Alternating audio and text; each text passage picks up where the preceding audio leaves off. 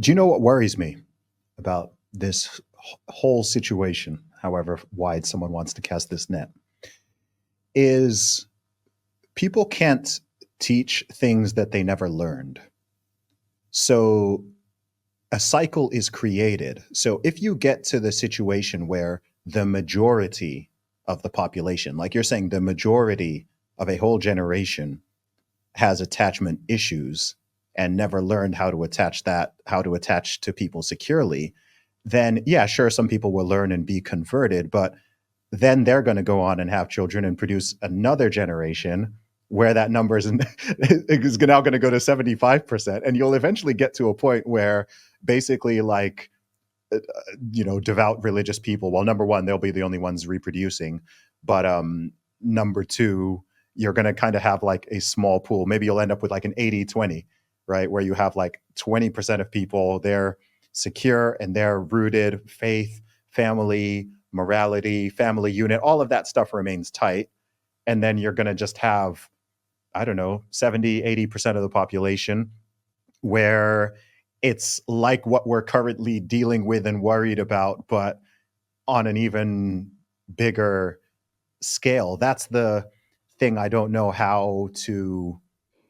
I mean, solving things at scale is always difficult, but I know it's a bit like if someone asks me about the whole obesity situation, right? So obesity in the USA has gone from 5% to 10% to 20% to 30% to 40%. It's heading towards 50% in about a decade from now. And I know how to solve that and help people with that on an individual level. However, on a societal or on a national level, I have some ideas, but I don't really know, like without massively infringing on people's freedom and having some, horrible authoritarian government, right? Like I don't know, or just, drugging people. Now you've got like these new drugs, but like I don't know what you can really do.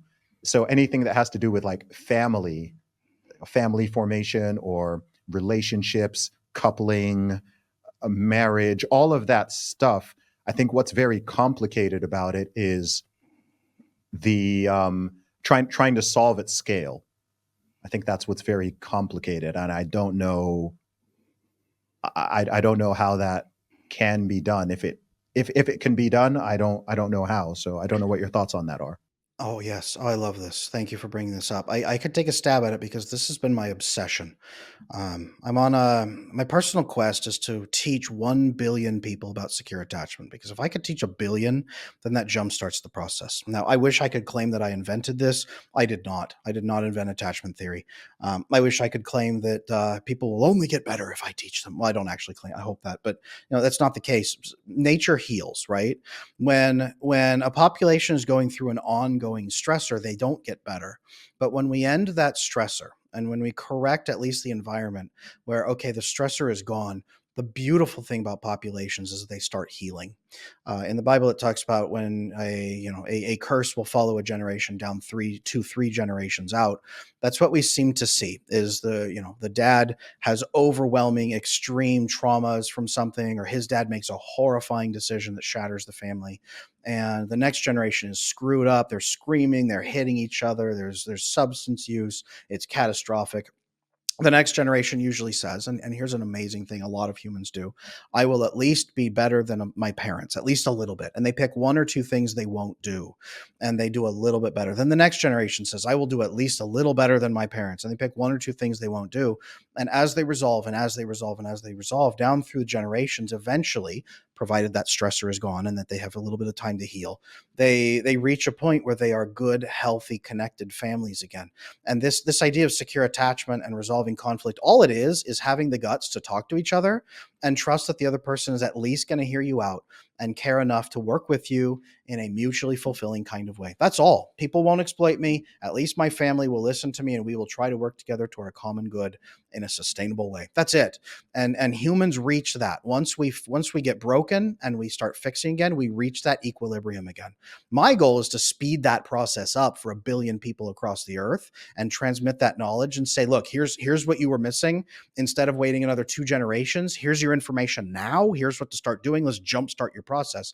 But to do that, we need a lot of the stressors taken off of our relationships and our life. We need families to be encouraged to stay together again instead of encouraged to break up. We need risk factors and massive drug epidemics to go down so that people aren't dying in massive, overwhelming numbers. We need violent gangs who are intruding across in various nations across the earth and all kinds of war. We need to at least slow down so that populations can heal a little bit and be safe inside and play in a park. And then when families can play in a park, they can bond. And then they can spend that time pushing on the swings, playing, running, throwing a ball. Then they can bond with each other and build intra-family networks, kith and kin networks, and build neighborhoods again.